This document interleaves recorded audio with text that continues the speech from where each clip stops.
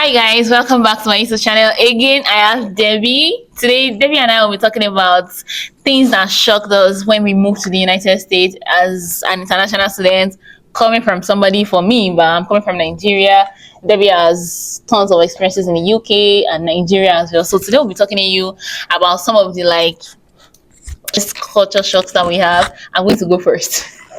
Go. But before I go first, I think I would like Debbie to also introduce herself once again. Hi, my name is Debbie. Thank you once again for bringing me to the channel. Yeah. Right. I've not seen you guys on my YouTube page. What's going on? Come on now. Anyways. Yeah, so please subscribe to Debbie's YouTube channel. I'll put it on the screen and also in the link below. And so one of the weirdest and the funniest first culture shock I had is like public display of affection. Hear me out.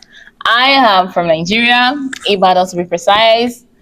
We attend CAC in my house, and then sometimes we attend Redeem, also Winners, just those three churches. And then I moved here, then I attend this white American church, and my first time in the church, and I see two couples. They were literally giving us public display of affection, touching their eyes, touching their nose, hugging themselves.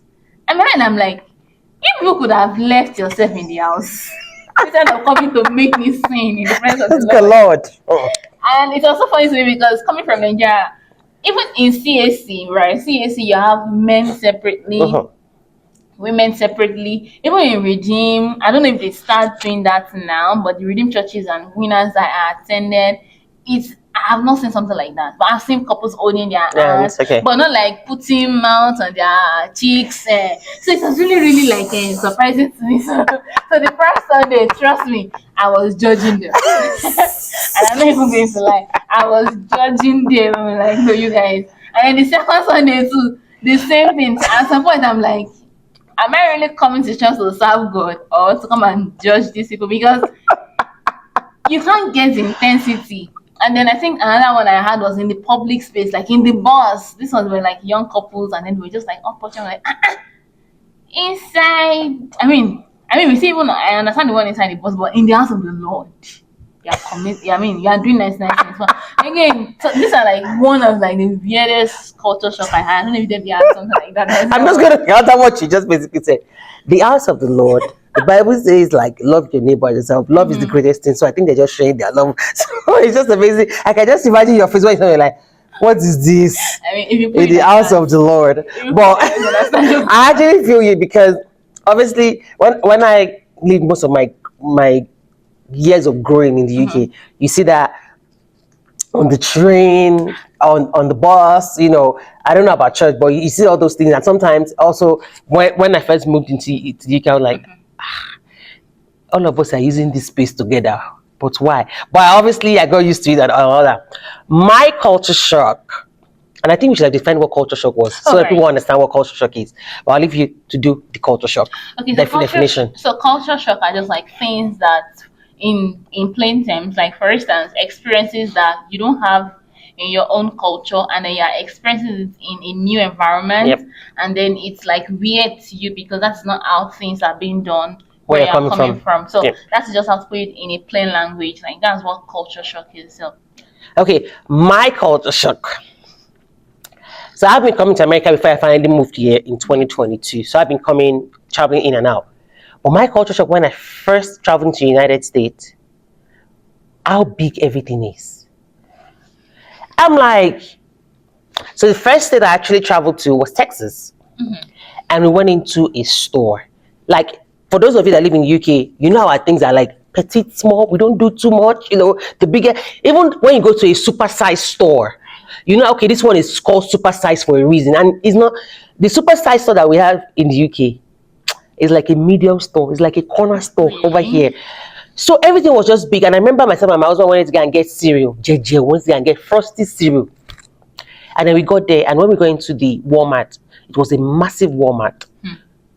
And one cereal, just one box of wanted to go and get. There were 4 aisles of cereal. Gluten-free, sugarless, sugar-full, diet, original, flavor, strawberry strawberry flavor, chocolate flavor. I'm like, we wanted to get one. We already knew it. By the time we were leaving the store, we bought 4 because by the time we went on the 4 aisles of cereal, I'm like, I've never seen what we were supposed to just spend like 20-30 minutes to get cereal. We spent almost an hour and a half in that store. God. So for me, it was like, why does it have to be big? So that was a massive shock coming from like a place where everything, our roads are small in the UK, houses are small. But when we went, and maybe somebody would say that maybe you shouldn't have gone to Texas and you're just going to one rural place, first of all. But that was the culture shock for me. That was a massive shock. Second, before you say your second culture shock, my second culture shock, when I came to the United States of America, someone actually told me that if anyone says to you that let's grab coffee later, don't put your mind to it. So I didn't understand that. Like, if you tell me, it's like let me tell me that, oh Debbie, you know what? Later on, let's just meet up and have coffee, or you know what? Let's just grab some coffee, soon. You will wait for that telephone call. It won't come. It will not happen.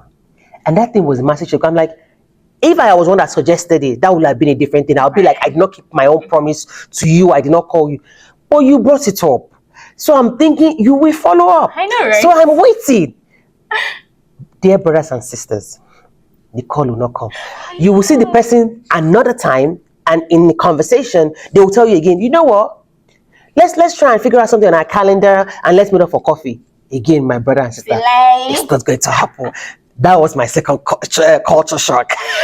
I mean, okay, so for me, but I've not really like had that kind of experience like that. But for me, it's like having the most random small talks with people in public spaces. Like you could literally be sitting and somebody could just start a conversation, and then they'll be talking, and before you know, they've moved to like deep life secrets.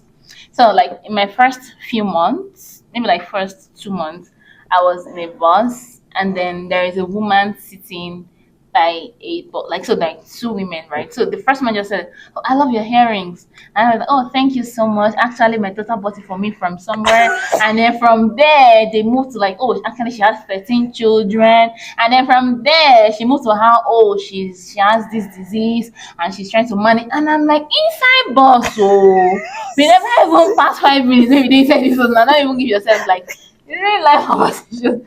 So I mean, it was really, really funny to me because again, I'm a Nigerian girl. Yeah. And in Nigeria, we don't do stuff like that. We like keep it. So because so it was really funny to me, like never like people don't even know your people's house. You don't even know, but they don't care. Like they are so open to discuss anything. They can even tell you where they're even going tomorrow with their children. A proper Nigerian will not even tell you they are traveling tomorrow. They can tell you next week or pregnant. They will tell you that they're traveling next week, they're traveling tonight. So that's why for me it was really, really funny because they give you details. Oh, me and my wife we are going to Nevada in 2 weeks. We booked our flight. We'll be staying at. I'm like, So that's just who they are, and that was like a major culture shock to me. Actually, to add to that, and I'm going to tag it as oversharing. Right. Oversharing was, I'll be like, I remember my first week in class. So what they normally do, like everyone, you have your name on nameplates. So nameplates are just like, instead of name tags, you have nameplates you put like on in front of your desk, so that when the professor comes in that doesn't know everybody's name in class, or a guest speaker comes in, instead of him asking you over and over again, what's your name, the nameplate already has your name, so he knows how to address you. I remember first week, everybody had to introduce themselves and tell everyone, so everybody knows each other. Everybody know each other, sorry. There was a guy, while he was introducing himself, he told us about his wife. He told us about the health conditions of his wife. How his wife is she's not well. She goes in and out of hospital. The oversharing. So sometimes by the time it gets to you, you feel like I have not shared enough. No. Because you're like, and then you just think that and sometimes, at least even in a class, at least eventually all of you know yourself, because all of you will start together and eventually graduate together. So you can kind of know yourself. Like in all of these situations, sometimes you meet them at the store, supermarket. The person doesn't know you. The person's like, hey, do your kids also like this chocolate as well? My kids love it. And that's it. You know how many kids that she had? the schools that the children go to, the ages of the school, the age she had those kids. When she got married. When she got married, if the kids are actually adopted, they will tell you. So it's like, it's oversharing. And if you're expecting that level of oversharing from me, I don't have it. Because we don't actually share too much. Even though in the midst of that, I think their oversharing helps them in a way, because they're just being transparent with you, like, this is me. Meanwhile, our non-oversharing, sometimes it hides us from, you might not know. You will meet some people that basically say, I'm currently not working, this is what it is. And the person you're actually sharing that might basically say, by the way, I have a job opening in my workplace, I can introduce you. So sometimes they are oversharing. If we want to adopt that culture, might help. But sometimes there's some things that I don't want to know. Like, somebody was sharing with me that I can't remember what it was about her husband. And I don't know your husband. So eventually when I meet your husband, I'm going to look at him from that lens that, judge face. I don't like, we listen and don't judge. But yeah, oversharing, it definitely for me too has been like a culture shock. I think right now, I've started adopting the oversharing part. I think I've started doing it because,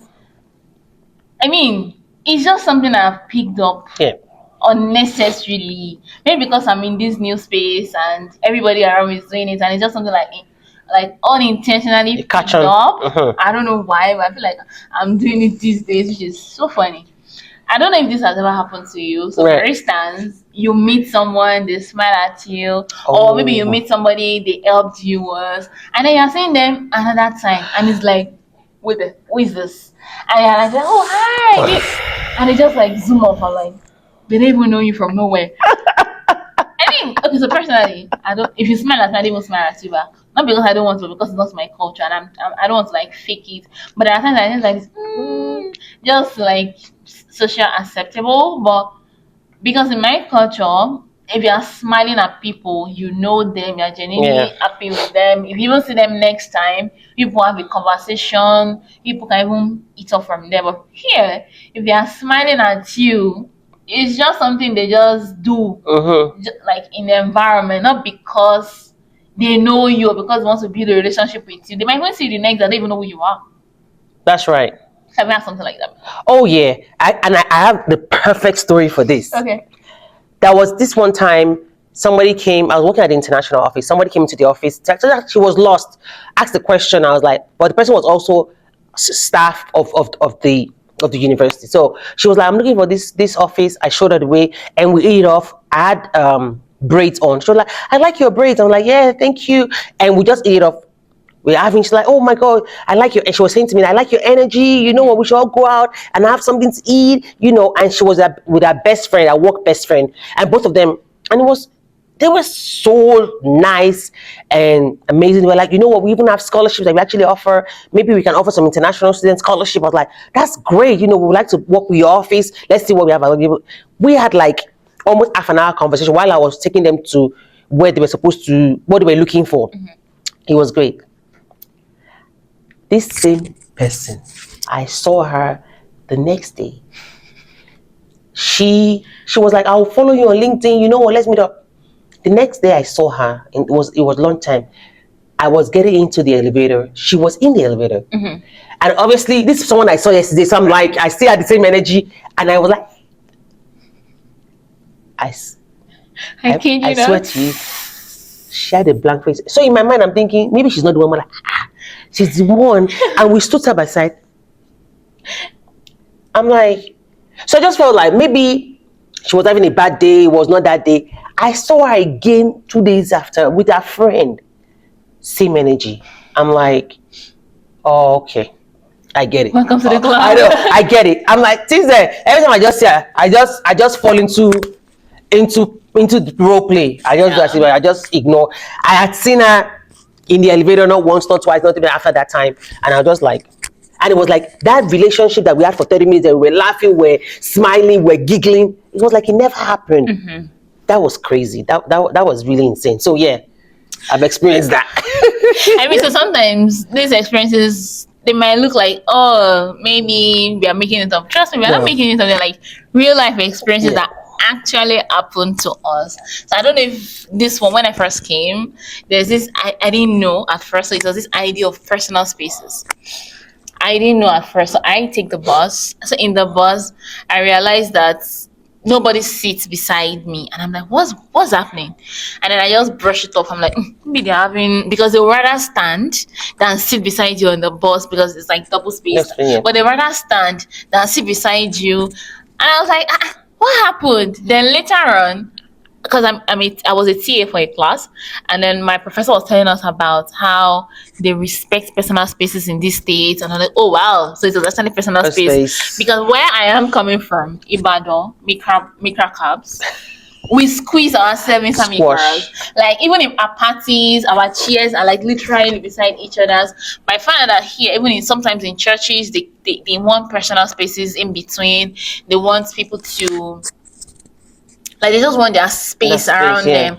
And again, I'm thinking maybe, I mean, it could be from post-COVID era because I moved here after the COVID situation. But then I realized that even when I went to, because I found out that when I went to like places like Washington or like where else have I even been to? So like California, it's different. It's not the same thing. So maybe it's just like a Utah thing, but we have a big social distancing in Utah. That's interesting, though. Have you I've ever noticed never. that before? I'm sure it probably happens, but the one on the bus that I've actually experienced, but I just feel like you don't feel like sitting down, so it's okay. As long as me, I'm okay. when I get on the bus and there's a space next to you, bro, I am going to sit down. I am not going to stand. And so if I see that you wanna and you want to stand, I'll just feel like you feel like standing. That's why if you come sit next to me, I don't have a problem with that. Yeah. But if you want to stand, I guess you want to stand. But I didn't know it was like a thing. I didn't know it was like they didn't want to come into your personal space. Yeah. As long as you're not coughing on me or breathing on me, like you can breathe, but you're not coughing on me or you're trying to look at what I'm doing or you're inconveniencing me, I'm super okay for you to sit next to me. But that's interesting to know. Yeah, and I also think, and another thing that I also noticed is even if they want to sit beside you, they ask you. They like, ask you, do you mind? Do you mind? I'm like, and I'm like, no, my papa owns the car now. Do you mind if I sit? They're like, yeah, you're good. Do you? It's funny to me too. Another thing I also find so interesting is like, so when I was working, like when I was working, I realized, so if they want to give me a task, instead of asking me direct, like, Olamide, I want you to do this, they go, oh, I don't know if you have the time or if you can do it at this time. I would love you to do this, but it's okay if you don't have time. I'm like, what are you paying me for? So it's like they ask for your permission before they actually assign you a task. And even if they assign you, they feel like, oh, I'm not trying to like bother you, but if you feel like you can do it, I'm like, if I don't do it, who will do it? So that was also very funny to me because in Nigeria, again, I don't really have a lot of experiences working in corporate field because I wasn't really working in the corporate field when I was in Nigeria. But I know my friends that actually work in the corporate field. It's like a demand. Here, it's like, can you? Like they won't ask you like, can you? Do you mind? Do you mind doing it? I mean, using those words makes me feel special, but then I know I'm still gonna do it. But you have to still do it. Yeah. I do absolutely understand that, and maybe they are coming from the point that maybe you're currently working on something and they don't want to overburden you with something else. So maybe it's just like a courtesy, like, you know, if you're not doing anything or if your workload is light, can you add this to your workload? I feel that's where it is. Another thing that was culture shock is the amount of time you have to say thank you. I tell my boys, for example, if someone does something for you, say thank you. If someone does something for you, say thank you. If your brother does something for you, say thank you. If your mom, even sometimes we feel like just giving your kids food is like you feel like it is your responsibility to give your kids food. But I tell my son, I know it's my responsibility, but you say thank you, mom, doing that. But getting on the bus and getting off the bus. First of all, you get on the bus. It's a separate conversation, especially if you go and meet a very chatty bus driver. If you happen to meet a very chatty bus driver and you get on the bus on the day that the bus is not packed and you're sitting close to the bus driver, sometimes you're sitting at the back and maybe you're the only one on the bus and the bus driver is a chatty one. I don't know where you want to get off at. you will get it. You'll get it. He will be talking to you. And meanwhile, you're like, say that again. Do you want to say that again? I can't hear you. And then somebody will remove his head, like, yes, I just wanted to find out how is it going. What are you currently at school? And you're thinking to yourself that, bro, the reason why I sat at the back, I don't want to have this conversation with you. I don't want to gist. I'm tired. So, and then when you get off the bus, is the thank you, like, and I think it's an amazing culture. Every single person that gets off the bus, I mean, most people would say thank you. I always feel like those bus drivers, I think one of the bus drivers can just do a video on the amount of thank yous they get on each shift, and they respond to you, and they respond to you. They respond to you every single thank you. Or sometimes if you forget to say thank you, there's some bus drivers that will say thank you when you're getting up. There's some that say thank you, have a great day. Yeah, they do that.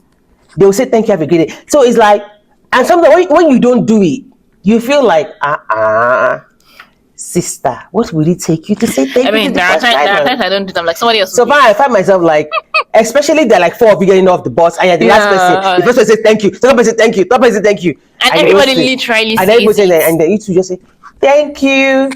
And it's so amazing. So I'm like, I always do wonder, like, does a bus driver at all, any bus driver, like, has a timer of like counting the number of thank yous I get on my sheet? Yes, thank you. So on thank you notes. So when I was in Ibadan, we sincerely don't have stuff like that. But when I served in Ondo Town, so when I moved to Ondo Town, so the first few days I took cabs. And they greet each other, good morning, good morning. It was weird to me, like, why am I greeting you good morning? I don't know you. And do you know that after a while I started saying good morning? Yeah. I'm like, good morning, how are you? Like in Yoruba. So that's how we like greet ourselves. So when I now moved back to Ibadan, I was saying good morning. And you were looking very weird. And I was looking so weird. So I had to stop, and then so now moving to the US, having to say thank you. I feel like that was like the closest experience I've had in Nigeria that has like you saying something to people in the car and then moving and saying thank you so much. Blah, blah. I mean, especially to bus drivers, it was really, really nice. And I think lastly, like one of the culture shocks I think I have is, I don't know if you've noticed, in a work meeting, the number of times I have to say yeah. So I don't know how often I said it, because I know I say it a whole lot. If you've noticed on my videos, too. Yeah. I was in my office one day, and then there was a separate meeting going on in another office. There were two there, and then they said yeah like 100 times within 2 minutes. I'm like, do I sound like this too? Yeah. So now I'm trying to be so conscious, but now I'm still going to say yeah. Yeah. So like, is it like yeah. Literally, it keeps flowing like that. And I feel like you saying yeah is like you being part of that conversation. I feel like it has a lot of meanings.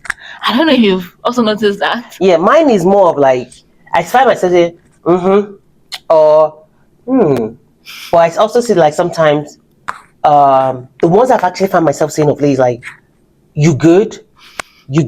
Oh, that's good. No, you good. So the that you good can mean different things. So it can be like, Olamide, you good?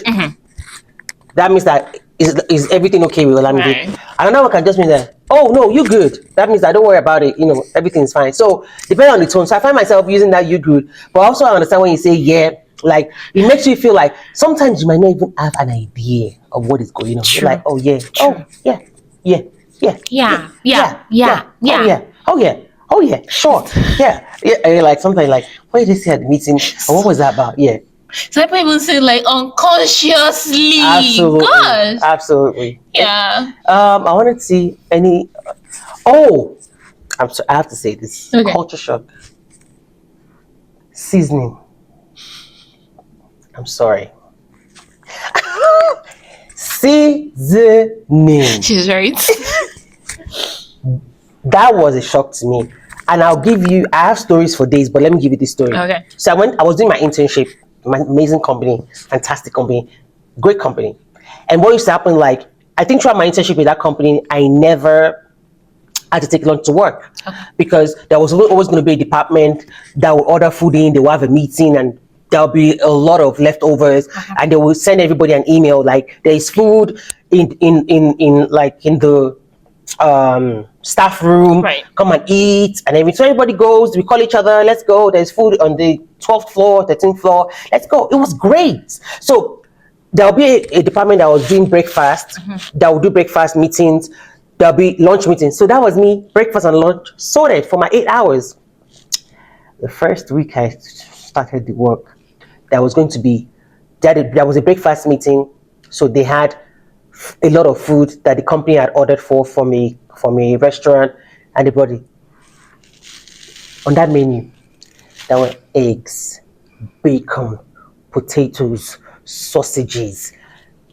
It was, what else do you want for breakfast? Okay. Everything was there. There was porridge, there was cereal. So it was basically knock yourself out. So me, I'm like, yes, breakfast is sorted. Showed up there. I did bread, toasted bread. I did egg. I did sausages, and it was not chicken sausage. It was pork sausages for people that it was not even beef sausage. And so I egg, sausage, toast, and what was the last thing again? Bacon. Okay. It was great. So, and because they made the egg scrambled, so it was like fantastic. So I scooped it in and everything. That's how I got to dig into this food. Do you know what it does to you when your mind, you know that sometimes you see food, you have eaten the food before you actually put it in your mouth. Yeah, gotcha. And then to eat the food, I took my nice cutlery, fork to be precise, I dug it in and I put it in my mouth. You know where you put them? Tasteless. I'm like, there was no salt. As I'm not even big on pepper. I know that people that really like pepper. I'm not even big on pepper. And I'm not like, I'm very big on pepper. I'm not really, just put it, I don't need 20 rodo inside. I don't need 20 pepper. I just need, there was no salt. There was, if there was no salt, so pepper is a zero thing. That thing was in my mouth. So because I was sitting with my other colleagues, I couldn't spit it out. I used coffee to push it down. Then I started picking. Then I picked the potatoes. There was also no salt. And what really shocks me is this: every other person, the way they were eating that food, and I was thinking to myself, is it me? It was literally as if I took a doctor's prescription, like don't take salt. There was no salt in it. So seasoning is a thing. So when I see people that used to say that they always put pepper and salt in their bag when they're going out, I used to be that person that used to judge them that it's not that deep. Brother and sisters, that deep. It's that deep. So honestly, I'm gonna say I applaud Debbie for her bravery, because personally I'm a very, very picky eater. Even till today. Yeah. My friends are still like dragging me to try American food. I'm like, nope. Why? Because number one, there's no pepper. Number two, I don't even understand all this cheese, like sweet stuff. It's not amala. It's not my kind of vibe. Do you get? So I applaud her for her bravery. Ooh. I'm not that open. I'm not that open-minded when it comes to food. I'm so closed-minded. We are all praying for you. I applaud her bravery, and may the Lord continue to strengthen you in that regard. But personally, the only problem I don't even try it, but I love when it comes to fries, fishes, things I know what they like, what's the content. I know the kind of animal it is. I know the kind of vegetable. I could eat those ones, and if there are things I relate to, I will eat them. But they are very on a very low percent. So I don't know if you have any culture shock you would like to share with us. Please make sure to put them in the comment section. Would like to listen to your culture shock. Maybe you are moving from Nigeria, or you move from the US to Nigeria, or to Russia, to UK, wherever. Like maybe even from state to state. Yeah. There are some things that are peculiar to maybe Oyo State is different from Osun State. Some things are peculiar to maybe Dallas. They're different from stuff in maybe Idaho. Please feel free to share your experiences, and do not forget to subscribe to my YouTube channel and subscribe to Debbie's YouTube channel. I'm going to put the links below. And thank you so much, Debbie. Thank so you. nice to have you here. So bye. See you next Take time. care.